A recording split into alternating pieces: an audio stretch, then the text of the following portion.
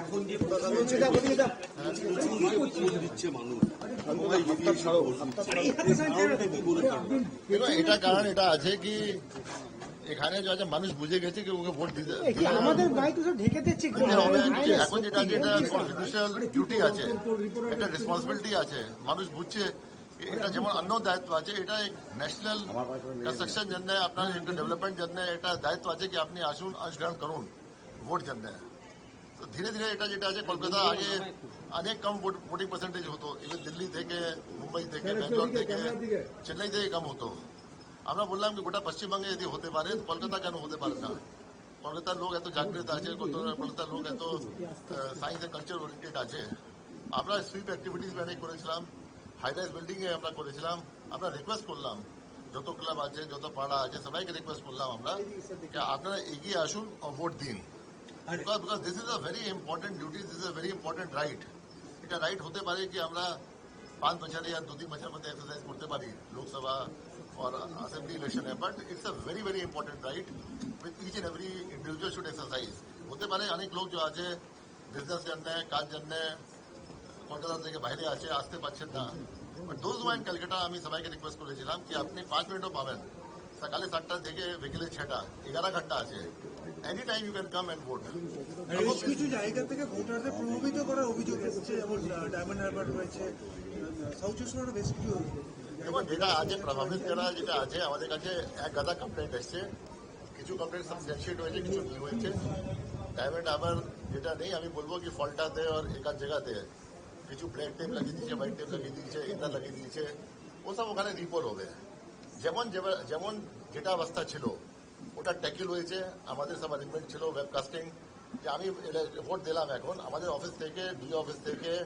আপনার আরও অফিস থেকে সব প্রকাশ্যে দেখতে পাচ্ছে কি আমি ঢুকেছি ভোট দিয়েছি কখন কি করেছি নি করেছি কত ভোট হয়েছে কি হয়েছে এভরিথিং ইজ দেয়ার রেকর্ড আমি বেরিয়ে যাবো যদি কোনো কমপ্লেন্ট থাকবে 20 মিনিট পরে নি স্ক্রল ব্যাক করে দেখতে পারবে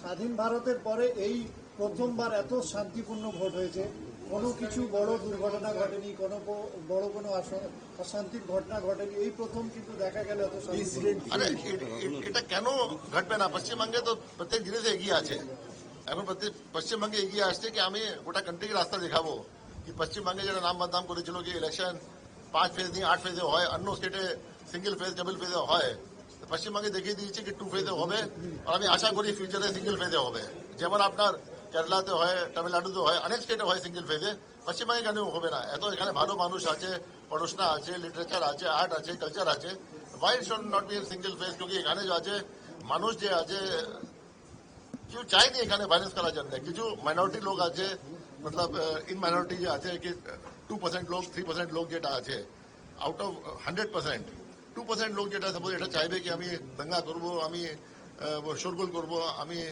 মারতাবরি করবো আমি ইন্টারফিয়ার করবো ইলেকশন প্রসেস সঙ্গে ওটা আমরা বলে দিয়েছিলাম কি আমরা একদম টলারেট করবো না যত আইনে ক্ষমতা আছে আমরা প্রয়োগ করবো ফ্রি অ্যান্ড ফেয়ার পোল করার জন্য তাকে প্রত্যেক মানুষ যেটা আছে ইচ্ছা মতন ভোট দিতে পারে নির্ভয়ে গিয়ে ভোট দিতে পারবে রাজ্যের মুখ্যমন্ত্রী অভিযোগ করেছেন যে সিআরপিএফ খুব ডিস্টার্ব করছে পোলিং এজেন্টদের বসতে দিচ্ছে ভাই এখানে তো আপনি জিজ্ঞাসা করুন এখানে পোলিং এজেন্ট তো আছেন এখানে পোলিং এজেন্ট আমি তো দেখে আসছি সব বুথ আছে সব দেখে আসছি আমি কোনো পোলিং এজেন্ট তো কমপ্লেন করলো না কোনো সিআরপিএফ ডিস্টার্ব করেছে সিআরপিএফ কি আছে ভিতরে তো পোলিং এজেন্ট ও সিআরপিএফ কোনো বার্তালাপই নেই পোলিং এজেন্ট আছে ভিতরে ঘরে সিআরপিএফ আছে গেটে বাইরে একজন আছে পার বুথে এখানে 4টা বুথ আছে বাকি সিআরপিএফ তো বাইরে আপনার কাজে আছে কে গিয়ে ডিস্টার্বেন্স করছে যদি কোনো ডিস্টার্বেন্স করে থাকে then each and every individual each and every political party each and every candidate এটা রাইট আছে কমপ্লেন করার জন্য আর ইসিআই যে আছে যে কোনো কমপ্লেন্ট হবে ওটা ফুল ইনকোয়ারি করবে ইনকোয়ারি পরে যেটা বেরোবে ওর জন্য ও মতন অ্যাকশন নেবে আপনারা দেখেছেন কি কত অফিসার ট্রান্সফার হয়েছে কিছু অফিসার সাসপেন্ড হয়েছে চার্জশিট হয়েছে সব হয়েছে যেটা আছে আমরা এটা নেই কি কোনো আমাদের ফেভারিট আছে কোনো আমাদের অ্যান্টি আছে আমরা সবাইকে একই চোখে দেখি তো আমরা যদি কোনো গন্ডগোল করবে চাहे वो सीएपीएफ হবে চাहे वो आरओ হবে চাहे एआरओ হবে চাहे পোলিং পার্সোনাল হবে চাहे যে কোনো র্যাঙ্কে হবে আমরা অ্যাকশন নেব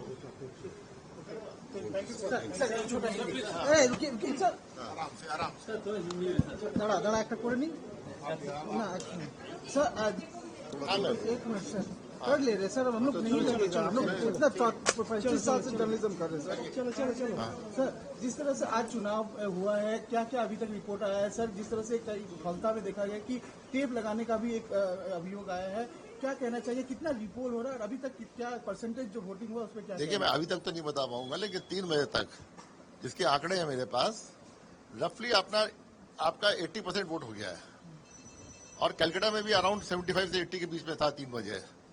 तो ये एक आपका रिकॉर्ड वोटिंग हुई है ये। एंड यहाँ पे सब लोगों ने आए हैं और वोटिंग में उन्होंने मतदान का प्रयोग किया अपना। हम लोगों ने सबसे अपील करी थी कि आप किसी श्रेणी के भी हो, वोट का आपका मर्यादा वोट की वैल्यू एक ही है। आप लोग सब लोग आइए और वोट दीजिए। सब लोग इस बार आए हैं, वोट दिया है, इसीलिए यहाँ पे एकदम पीसफुल वोट हुआ है। लेकिन फलता कुछ जगह में जो रिपोर्ट आया है सर, क्या उस पर रिपोल होगा और क्या जांच होगी? देखिए, आप ये एक्सरसाइज कोई छोटी मोटी एक्सरसाइज नहीं है कि एक पोलिंग स्टेशन में या एक प्रेमिसेस में सीमित है। आप आज 41,000 से ज्यादा बूथों में इलेक्शन चल रहा है, 3.5 करोड़ लोग से ज्यादा वोट दे रहे हैं। आज 142 सीट है।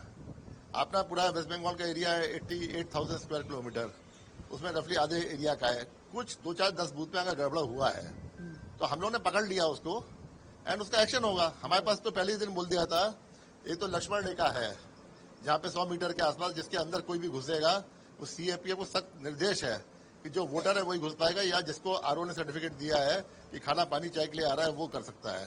तो CAPF ने बहुत मुस्तैदी से अपना दायित्व निभाया है यहाँ पे और जब पीसफुल रखा है। अंदर 100 मीटर के अंदर कहीं कोई कंप्लेंट नहीं आई। एंड आपने फल्टा में जो कुछ किया है, आपका जो है कहते हैं किसी ने टेप लगा दिया, वो पकड़ा गया है। और पकड़ा जाने के बाद जो प्रोसीजर होता है, मैंने पहले ही कहा था, कभी भी कोई सैंक्टिटी इलेक्शन की अगर मतलब हार्म होती है, अगर मतलब ये होता है कि उस पर नुकसान होता है सैंक्टिटी पे, या सैंक्टिटी क्वेश्चन होती है, तो रिपोल होगा। तो यहाँ पे जो है साफ देखा गया है, कैमरे में साफ देखा गया है प्रिसाइडिंग ऑफिसर से बात करने के बाद कि यहाँ पे आपकी रिपोल की परिस्थिति है।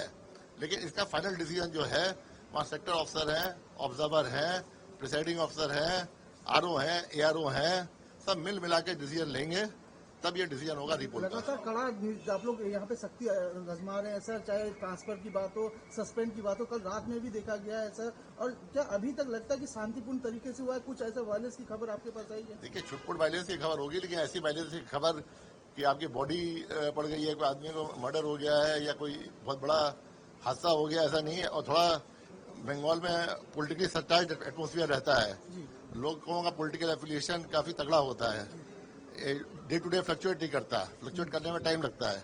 तो ऐसे लोग जो है जब वोटिंग करने जाएंगे तो हो सकता है कि कुछ थोड़ा क्रॉस टॉक हुआ, कुछ हुआ हो, हल्का फुल्की कहीं हाथापाई हो गई हो।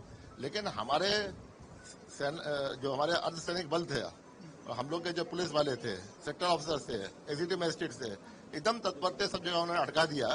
जहां जहां जरूरत पड़ी एज पर लॉ लाठीचार्ज करने का वहां लाठीचार्ज किया, जहां जहां भगाना था वहां भगाया, जहां जहां मतलब भैया मुन्ना करके अलग करना था वो किया। सब तरीके से जिससे जितना कम फोर्स यूज हो सकता है जिस स्तर पे, वो कोशिश करके पीस मेंटेन करें। एक सवाल है, सीएम मुख्यमंत्री ने खुद आरोप लगाया है कि CRPF जो सेंट्रल फोर्स और पुलिस ऑब्जर्वर जो है वो लगातार TMC के जो लोग हैं उनको अरेस्ट किया जा रहा है, उनको मारा जा रहा है। एक बहुत बड़ा आरोप लगाया है कि इलेक्शन कमीशन जिस तरह से काम कर रही है, उनका रवैया देखते हुए ये बहुत ही दर्दनाक है। नहीं, मतलब ये आज तो यहाँ पे वोटिंग हो रही है, सेंट्रल पार्लियामेंट्री फोर्स तो यहीं खड़े हैं। अभी किसी ने पूछा था कि पोलिंग एजेंट्स को वो कर रहे हैं, पोलिंग एजेंट को सपोज कर भी रहे हैं, कहाँ पोलिंग एजेंट कुछ हो रहा है? अगर कुछ कंप्लेंट है, कल रात तो कुछ हुआ है या उससे पहले कुछ हुआ है, तो हमारे पास कंप्लेंट आई है, हम जांच करेंगे। कि पुलिस की रिस्पॉन्सिबिलिटी है कि आपका जो लॉ एंड ऑर्डर मेंटेन करने के लिए, और हम लोग ने एकदम क्लियर बोल दिया था सब थानेदारों को, SDPO को, SP को, कि आपके इलाके में अगर गड़बड़ पाई गई, क्योंकि ड्यूटी आपकी है, इस बार हर एक चीज की रिस्पॉन्सिबिलिटी फिक्स हुई, इसकी रिस्पॉन्सिबिलिटी ये है, उसकी रिस्पॉन्सिबिलिटी ये है।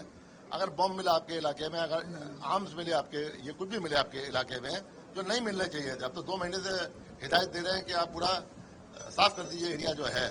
और आपके क्रिमिनल्स हैं जिनका वारंट एग्जीक्यूट नहीं हुआ है, या क्रिमिनल्स जो वोट पे आपत्ति करते हैं, लड़ाई करते हैं, लोगों को अटकाते हैं, धमकाते हैं, उसका आप अगर आपने नहीं पकड़ा, और कई नाम जो आए, मतलब हमारे पास कंट्रोल रूम में भी नाम आए, हो सकता है कुछ रंजिश की वजह से, लड़ाई की वजह से, कुछ असली नाम भी हैं।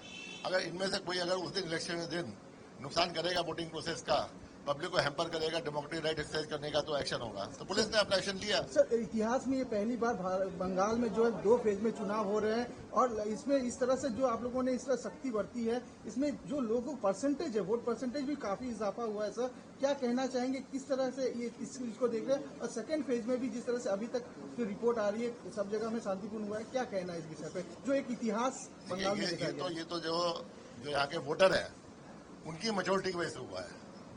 जितने वोटर हैं उनकी मेजोरिटी की वजह से, कि उन्होंने इस बार संकल्प ले लिया कि हमारा जो नाम बदनाम किया जाता है पूरे कंट्री में, हमारा क्या दोष है इसमें? कुछ लोग करते हैं हमसे बिना पूछे, हमारी बिना रजामंदी से। नाम हमारा बदनाम होता है कि बंगाल में वायलेंस है इलेक्शन में। बंगाल में तो 2 फेज 3 फेज में इलेक्शन हो नहीं सकता, 8 फेज में इलेक्शन चाहिए, 7 फेज में इलेक्शन चाहिए। पूरे कंट्री में इलेक्शन 1 फेज में, 2 फेज में, 3 फेज में हो जाता है। तो बंगाल की जनता ने ये कहा, वोटर्स ने कहा कि हम लोग कर सकते हैं।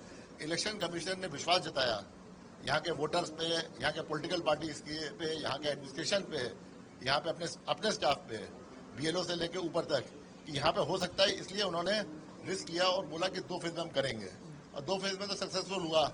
हम तो ये प्रार्थना करते हैं भगवान से आगे से सिंगल फेज में भी हो पाए यहाँ पे, और जरूर होगा। आप देखिएगा, आज नहीं तो कल जरूर होगा। यहाँ पे जब ये 2 फेज में हो सकता है तो सिंगल फेज में भी हो सकता है। मैं फिर से अभी बजा है 5:15 बजा है, मैं एक बूथ में गया, 4 बूथ हैं, 80% एवरेज आ रही है वोटिंग यहाँ पे इन 4 बूथों में। ये सबसे अपस्केल कॉलोनी है, मतलब कैलकाटा का रीजन है ये। मैं तो ये रिक्वेस्ट करूंगा, जो 20% रह गए, अगर कलकत्ता में है तो आप 6 बजे से पहले यहाँ पे आइए। 6 बजे तक अलाउड होता है एंट्री करना। 6 बजे से पहले आइए और यहाँ पे वोटर स्लिप लीजिए, वोट दीजिए। अगर यहाँ पे 200 लोग भी आ गए 6 से पहले, जिनका वोट बाकी है, वो वोट कर सकते हैं, चाहे वोट 8 बजे तक चले, चाहे 9 बजे तक चले। एसआईआर एक बड़ा प्रोसेस था, एक बड़ी जिम्मेदारी थी इलेक्शन कमीशन के ऊपर। जिस तरह का प्रोसेस आप लोगों ने पूरे बंगाल में इस बार किया है, क्या कहना चाहेंगे? क्या लगता है कि उसमें भी जनता का एक बड़ा विश्वास इलेक्शन कमीशन के ऊपर आया? 100% जनता ने देखा, हर एक जनता ने देखा। आज आप वेबसाइट में कोई भी खोल ले, जनता आजकल तो IT सभी करते हैं, फोन सबके पास स्मार्टफोन है। आप वेबसाइट पे खोल लीजिए, अभी भी खोल लीजिए, कोई भी आप लोग खोल लीजिए। आप सीओ की वेबसाइट पे जाइए, आप खोलिए वहाँ पे SIR, आप खोलिए वहाँ पे कि आपका जो हमारी जो स्टार्ट हुआ था इनॉग्रेशन, 7 करोड़ 66 लाख लोग थे हमारे 27/10/2025 के हिसाब से। जो ड्राफ्ट लिस्ट बनी है हमारी, आपकी 16/12/2025 में 7 करोड़ 8 लाख हुए, 58 लाख लोग कम हुए। 58 लाख का आपका 80,661 बूथ है। हर एक बूथ में आपको डेटा मिल जाएगा कि कौन एब्सेंटी है, कौन शिफ्टेड है, कौन डेड है, डुप्लीकेट है। हर एक के नीचे BLO का साइन है, हर एक के नीचे BLA।